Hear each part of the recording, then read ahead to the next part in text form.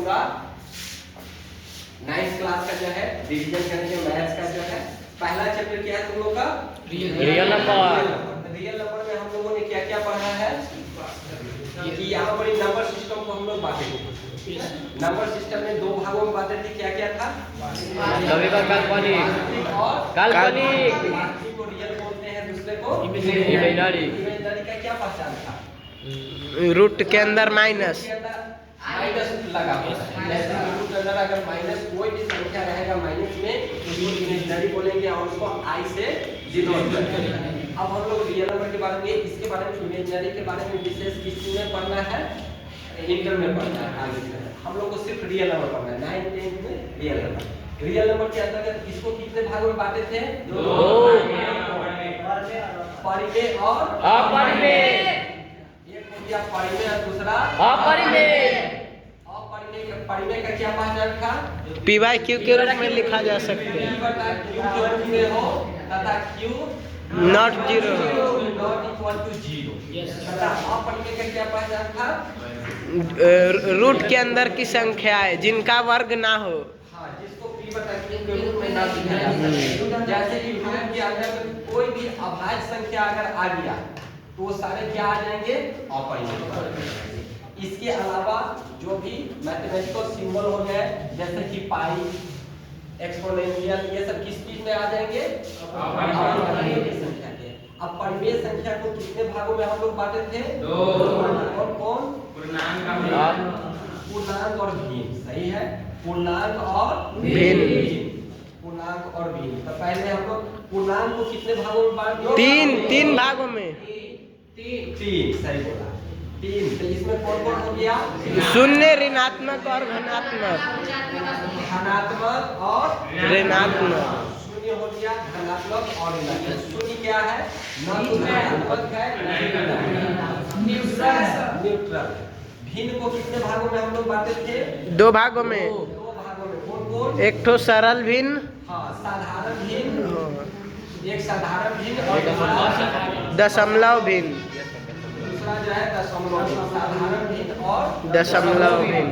अब इसमें साधारण भिन्न तो हो गया जो कि पूर्णांक संख्या के रूप में भी हो सकते हैं, जैसे कि 2/4 हो गया, 2/4, 1/2। इसके अलावा भी जो है दशमलव भिन्न जो था, दशमलव भिन्न को भी कितने भागों में बांटे थे? दो। कौन कौन? शांत और अशांत। अशांत। एक था शांत और अशांत। अब यहाँ पर हम लोग शांत को भी बांटे थे? नहीं, आसान को कितने भागों में? दो भागों में, आवर्ती और अनावर्ती। अनावर्ती। एक हो गया आवर्ती आसान और एक हो गया अनावर्ती आसान। तब तो इतना तो सबको याद है। अब हम लोग इतनी चीजें दशमलव को बांट लिए हैं। इसका एग्जाम्पल, आवर्ती जब भी रहेगा तो जैसे कि 0.2 हो गया, इस पे डॉट और डॉट दे दिए, इसका मतलब क्या है? 2 रिपीट होते जाएगा, ठीक ना? ये आवर्ती हो गया। और अनावर्ती में क्या हो जाएगा? एग्जाम्पल बोलो कोई। 0.02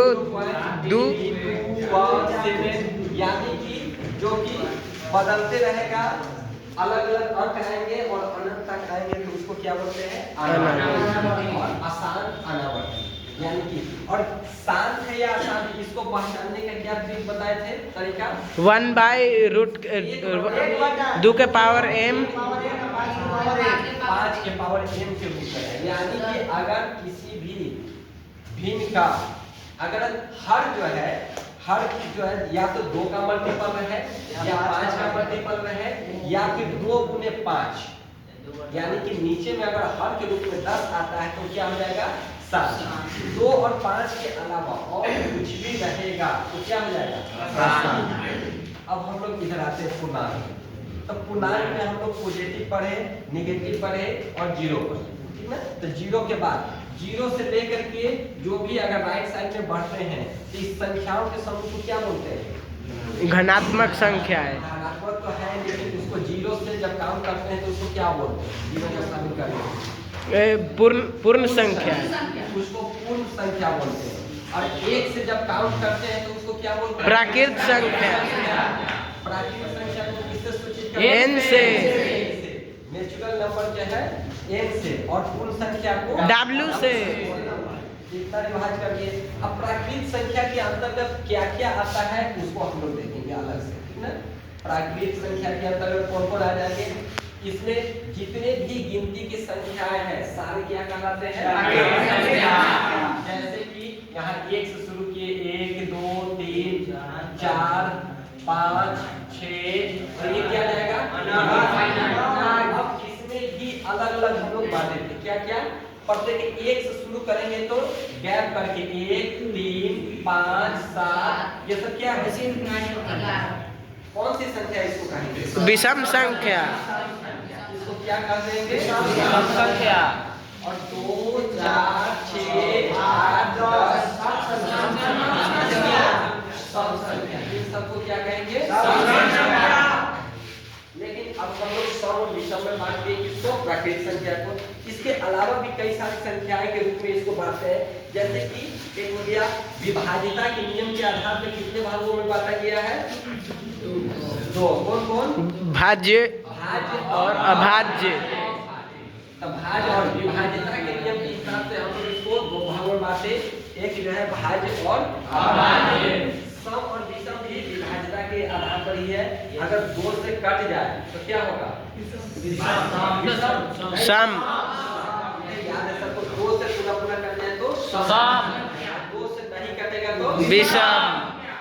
भाज्य संख्या किसे कहते हैं, 2 से अधिक गुणनखंड, जिसके 2 से अधिक गुणनखंड हो।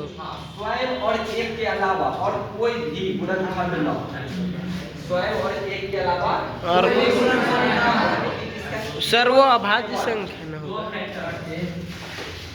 सही बोल रहे हैं, नहीं सर, गलती। ठीक है, तुम लोग क्लास के कंसेप्ट तो भाज्य संख्या नहीं, ये अभाज्य के बारे में बताइए। स्वयं और एक के अलावा कोई गुणनखंड न हो तो उसे क्या कहते हैं, अभाज्य संख्या। तो इसमें हम लोग देखेंगे जिसका केवल और केवल 2 गुणनखंड हो, कौन कौन, 1 और स्वयं, उसे क्या कहेंगे, और जिसका 2 से अधिक गुणनखंड हो उसे क्या कहेंगे, भाज्य संख्या। अब ये बताओ सबसे छोटी प्राकृत संख्या कौन सी है, 1। सबसे छोटी प्राकृत संख्या 1। सबसे छोटी अभाज्य संख्या 2। सबसे छोटी भाज्य संख्या 4। सबसे छोटी भाज्य संख्या 4। सबसे छोटी विषम संख्या 1। सबसे छोटी विषम संख्या बोलेगा तो 1 विषम संख्या, ठीक ना। यहाँ तो पूछेगा सबसे छोटी सम अभाज्य संख्या, 2 क्या है, अभाज्य भी है और जितनी भी अभाज्य संख्या है सब विषम में आता है, केवल 2 है जो कि सम अभाज्य, ठीक है ना। इसको भी याद रखेंगे, ये सब वन लाइनर में एकदम पूछेगा ऑब्जेक्टिव में। इतना हो गया विषम सम पढ़ लिए, और इसमें और कुछ बच गया अगले नंबर में, नहीं सर। हाँ, इसका गुणनखंड तोड़ना जो है, भाज्य संख्या अभाज्य हो गया, गुणनखंड तोड़ना भी सिखाए थे। जब भी गुणनखंड तोड़ते हैं तो उसको क्या लिखते हैं, अभाज्य गुणनखंड, ठीक ना। अभाज्य गुणनखंड जो लिखते हैं, यानी कि कोई भी संख्या है जैसे कि 4, तो 4 का अगर गुणनखंड तोड़ेंगे तो कितना बढ़ेगा, 2 से 2 तो 4 को जो है ना अभाज्य संख्या के रूप में तोड़ दिए। इसके पहले 3 है, 2 है, 1 है, तो ये सब खुद अभाज्य संख्या है, इसलिए इसका जो है ना अभाज्य गुणनखंड नहीं तोड़ सकता है। जैसे कि एग्जांपल तुम्हारा एक क्वेश्चन पूछेगा कि निम्न में से किसका जो है ना अभाज्य गुणनखंड संभव नहीं है, ठीक ना। जैसे कि ऑप्शन दे दिया तुम्हारा 4 6 5, ठीक ना, और 2 3 1। चलो अब इसमें से बताओ तो किसका अभाज्य गुणनखंड संभव नहीं है, 5 2 3 1 5 2 3 1। सही। ये चारों का जो है ना अभाज्य गुणनखंड संभव नहीं है, क्योंकि 2 3 और 5 स्वयं अभाज्य संख्या है, और 1 क्या है, सबसे छोटी विषम संख्या है, ठीक है, जिसका एक ही गुणनखंड है क्या, 1, इसलिए इसका अभाज्य गुणनखंड नहीं कर सकते। तो हम लोग का जो है ना रियल नंबर वास्तविक संख्या जो है कंप्लीट हो गया। अब नेक्स्ट चैप्टर क्या है हम लोग का, बहुपद, 2 चर वाले 1 चर वाले बहुपद, उसके बाद बहुपद के शून्य ज्ञात करना।